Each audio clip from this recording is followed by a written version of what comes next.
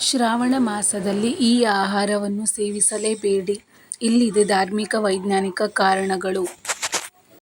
ಶ್ರಾವಣ ಮಾಸದಲ್ಲಿ ಹಾಲು, ಮೊಸರು ತಿನ್ನಲು ಏಕೆ ನಿಷೇಧಿಸಲಾಗಿದೆ? ಹಾಲು ಮತ್ತು ಮೊಸರಿನ ಬಗ್ಗೆ ಜನರಲ್ಲಿ ಇಂತಹ ಧಾರ್ಮಿಕ ನಂಬಿಕೆ ಇದೆ. ಶಿವನಿಗೆ ಹಾಲು ಮತ್ತು ಮೊಸರಿನಿಂದ ಶ್ರಾವಣದಲ್ಲಿ ಅಭಿಷೇಕ ಮಾಡಲಾಗುತ್ತದೆ. ಆದ್ದರಿಂದ ಹಾಲು ಮತ್ತು ಮೊಸರು ತಿನ್ನುವುದನ್ನು ತಪ್ಪಿಸಬೇಕು ಎನ್ನುವ ನಂಬಿಕೆ ಇದೆ. ಅದೇ ಸಮಯದಲ್ಲಿ ಇದರ ಹಿಂದಿನ ವೈಜ್ಞಾನಿಕ ತರ್ಕವೆಂದರೆ ಶ್ರಾವಣ ತಿಂಗಳು ಮಳೆಯಾಗಿದೆ ಮತ್ತು ಈ ತಿಂಗಳಲ್ಲಿ ಹುಲ್ಲು ಮತ್ತು ಗಿಡಗಳ ಮೇಲೆ ಹಲವು ರೀತಿಯ ಕೀಟಗಳು ಮತ್ತು ಕ್ರಿಮಿಗಳು ಇರುತ್ತವೆ. ಈ ಹುಲ್ಲು ಮತ್ತು ಗಿಡಗಳನ್ನು ಹಸುಗಳು ಮತ್ತು ಎಮ್ಮೆಗಳಿಗೆ ಮೇವಾಗಿ ತಿನ್ನಲಾಗುತ್ತದೆ. ಈ ರೀತಿಯಾಗಿ ಈ ಕೀಟಗಳು ಹುಲ್ಲು ಮತ್ತು ಒಣಹುಲ್ಲಿನೊಂದಿಗೆ ತಮ್ಮ ಹೊಟ್ಟೆಯನ್ನು ತಲುಪುವ ಸಾಧ್ಯತೆ ಇದೆ ಮತ್ತು ಇಲ್ಲಿಂದ ಅವುಗಳನ್ನು ಹಾಲಿನಲ್ಲಿಯೂ ಕಾಣಬಹುದು. ಅದಕ್ಕಾಗಿಯೇ ಹಾಲು ಕುಡಿಯುವುದನ್ನು ನಿಷೇಧಿಸಲಾಗಿದೆ.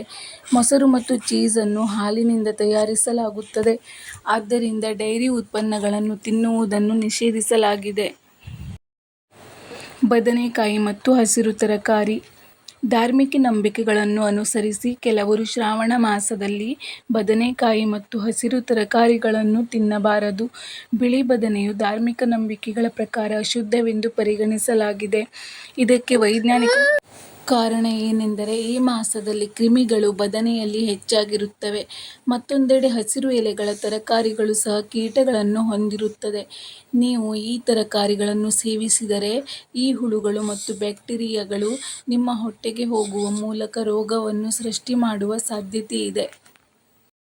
ಈರುಳ್ಳಿ, ಬೆಳ್ಳುಳ್ಳಿ ಏಕೆ ತಿನ್ನಬಾರದು?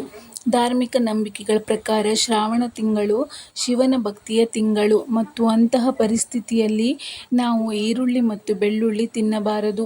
ಇದು ನಮ್ಮ ಮನಸ್ಸನ್ನು ಕಲುಷಿತಗೊಳಿಸುತ್ತದೆ. ಈ ವಿಷಯಗಳು ನಮ್ಮನ್ನು ಪುಣ್ಯಕ್ರಿಯೆಯ ಹಾದಿಯಿಂದ ತಪ್ಪು ದಾರಿಗೆ ಎಳೆಯುತ್ತವೆ. ಮತ್ತೊಂದೆಡೆ ವೈಜ್ಞಾನಿಕ ವಾದವೇನೆಂದರೆ ನಮ್ಮ ಜೀರ್ಣಾಂಗ ವ್ಯವಸ್ಥೆಯು ಶ್ರಾವಣ ತಿಂಗಳಲ್ಲಿ ದುರ್ಬಲವಾಗುತ್ತದೆ. ಇಂತಹ ಪರಿಸ್ಥಿತಿಯಲ್ಲಿ ಈರುಳ್ಳಿ ಮತ್ತು ಬೆಳ್ಳುಳ್ಳಿಯಿಂದ ಮಾಡಿದ ಆಹಾರಗಳು ಹೆಚ್ಚು ಗಟ್ಟಿಯಾಗಿರುವುದರಿಂದ ಜೀರ್ಣಿಸಿಕೊಳ್ಳಲು ಸ್ವಲ್ಪ ಕಷ್ಟವಾಗುತ್ತದೆ. ಮಾಂಸ, ಮದ್ಯ ಈ ವಿಷಯಗಳನ್ನು ತಾಮಸಿಕ ವಿಷಯಗಳೆಂದು ವರ್ಗೀಕರಿಸಲಾಗಿದೆ. ಅದು ನಿಮ್ಮ ಮನಸ್ಸನ್ನು ಭಕ್ತಿ ಮಾರ್ಗದಿಂದ ಬೇರೆಡೆಗೆ ತಿರುಗಿಸುತ್ತದೆ ಮತ್ತು ಅದನ್ನು ತಪ್ಪು ದಿಕ್ಕಿನಲ್ಲಿ ತಳ್ಳುತ್ತದೆ. ಆದ್ದರಿಂದ ಶ್ರಾವಣ ತಿಂಗಳಲ್ಲಿ ಮಾಂಸ ಮತ್ತು ಮದ್ಯವನ್ನು ಅಂದರೆ ಮದ್ಯವನ್ನು ಕುಡಿಯುವುದನ್ನು ನಿಷೇಧಿಸಲಾಗಿದೆ. ಇದರೊಂದಿಗೆ ಕೆಂಪು ಮೆಣಸಿನಕಾಯಿಗಳ ಬದಲಾಗಿ ಹಸಿರು ಮೆಣಸಿನಕಾಯಿಗಳು ಮತ್ತು ಕರಿಮೆಣಸುಗಳನ್ನು ಶ್ರಾವಣದಲ್ಲಿ ತಿನ್ನಲಾಗುತ್ತದೆ. ಹೆಚ್ಚು ಮಸಾಲೆಯುಕ್ತ ಆಹಾರವನ್ನು ಸೇವಿಸುವುದರಿಂದ ಮನಸ್ಸಿನಲ್ಲಿ ಕೆಟ್ಟ ಆಲೋಚನೆಗಳು ಉಂಟಾಗುತ್ತವೆ ಎಂದು ನಂಬಲಾಗಿದೆ. ಶ್ರಾವಣದಲ್ಲಿ ಉಪ್ಪನ್ನು ಯಾಕೆ ತಿನ್ನಬಾರದು? ಶ್ರಾವಣ ತಿಂಗಳಲ್ಲಿ ಕೆಲವರು ಧಾರ್ಮಿಕ ಕಾರಣಗಳಿಗಾಗಿ ಉಪ್ಪನ್ನು ಬಿಟ್ಟುಬಿಡುತ್ತಾರೆ ಅಥವಾ ಒಂದು ಊಟಕ್ಕೆ ಮಾತ್ರ ಉಪ್ಪನ್ನು ಬಳಸುತ್ತಾರೆ. ವೈಜ್ಞಾನಿಕ ವಾದವೆಂದರೆ ಈ ಮಳೆಗಾಲದಲ್ಲಿ ನಮ್ಮ ದೇಹದಲ್ಲಿ ಸೋಡಿಯಂ ಪ್ರಮಾಣವು ಈಗಾಗಲೇ ತುಂಬಾ ಹೆಚ್ಚಾಗಿರುತ್ತವೆ. ಇಂತಹ ಪರಿಸ್ಥಿತಿಯಲ್ಲಿ ಸೋಡಿಯಂ ಭರಿತ ಉಪ್ಪನ್ನು ಸೇವಿಸುವುದರಿಂದ ನಿಮ್ಮ ಆರೋಗ್ಯಕ್ಕೆ ಹಾನಿಯಾಗುತ್ತದೆ. ನೀವು ಉಪ್ಪನ್ನು ತ್ಯಜಿಸಲು ಸಾಧ್ಯವಾಗದಿದ್ದರೆ ನೀವು ಶ್ರಾವಣ ತಿಂಗಳಲ್ಲಿ ಕಲ್ಲುಪ್ಪನ್ನು ಬಳಸಿದರೆ ಉತ್ತಮ. ಸ್ನೇಹಿತರೆ, ಈ ವಿಡಿಯೋ ನಿಮಗೇನಾದರೂ ಇಷ್ಟ ಆದಲ್ಲಿ ದಯವಿಟ್ಟು ಒಂದು ಲೈಕ್ ಮಾಡಿ. ಹಾಗೆಯೇ ಸಬ್ಸ್ಕ್ರೈಬ್ ಆಗೋದನ್ನು ಮರಿಬೇಡಿ.